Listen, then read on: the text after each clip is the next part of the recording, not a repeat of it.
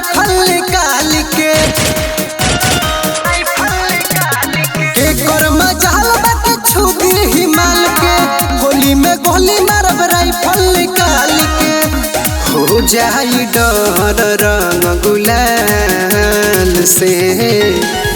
हम डालब तू डली हो चल के खूब आराम से दोसर जे डाली तो जाई जान से हम डालब तू डली हो चल के खूब आराम से दोसर जे डाली तो जाई जान से।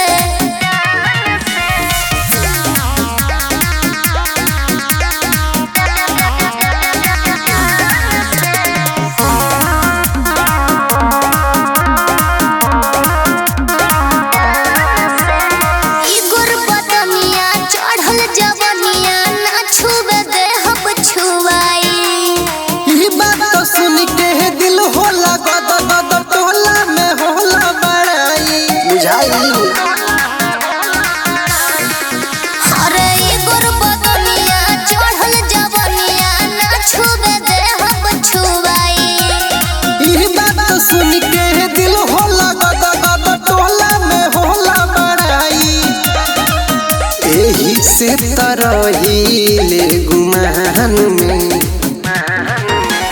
हम डालब तू डली हो चल के खूब आराम से अच्छा दोसर जे डाली तो जाई जान से हम डालब तू डली हो चल के खूब आराम से दोसर जे डाली तो जाई जान से।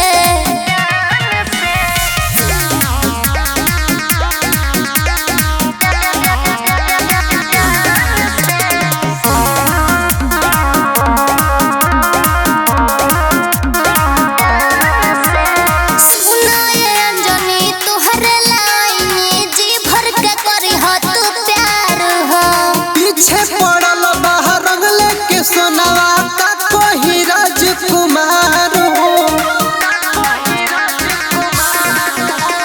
सुनाए अंजनी तुहरे लाइनी जी भर के करी हो तू प्यार हो